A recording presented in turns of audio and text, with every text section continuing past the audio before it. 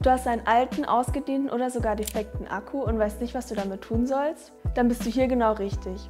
Mein Name ist Melina von IPC Computer und ich erkläre dir in wenigen Minuten, wie du deinen Akku richtig entsorgen kannst und wie IPC Computer dir sogar dabei helfen kann.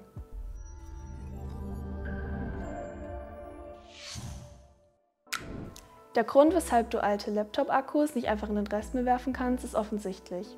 Akkus enthalten giftige Stoffe wie Kobalt. Werden diese in die Umwelt freigesetzt, schädigen sie Tiere, Pflanzen und uns Menschen. Außerdem können viele der Stoffe aus Batterien recycelt werden.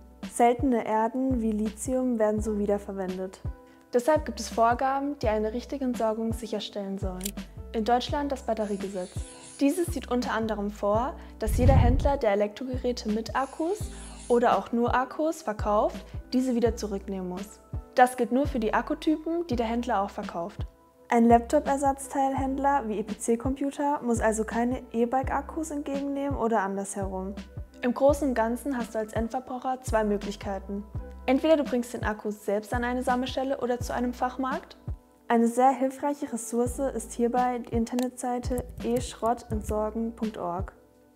Hier könnt ihr euren Standort eingeben und es werden einige der nahegelegensten Rückgabemöglichkeiten, unter anderem für Batterien, angezeigt. Außerdem bieten manche Kommunen ein sogenanntes Schadstoffmobil an, welches an unterschiedlichen Standorten Altbatterien entgegennimmt. Die zweite Möglichkeit ist eine Rücksendung des alten Akkus per Post. Online-Händler wie wir bei IPC Computer nehmen uns zugesendete Laptop-Akkus entgegen. Es bietet sich also an, nachdem ihr einen Akku bei uns bestellt habt, den alten direkt zurückzuschicken. Dabei gibt es einige wichtige Dinge zu beachten. Beschädigte Akkus dürfen nicht per Post versendet werden. Habt ihr also zum Beispiel einen aufgeblähten Akku, dann darf dieser nicht verschickt werden. Vor dem Versand müsst ihr die Kontakte mit Klebeband abkleben.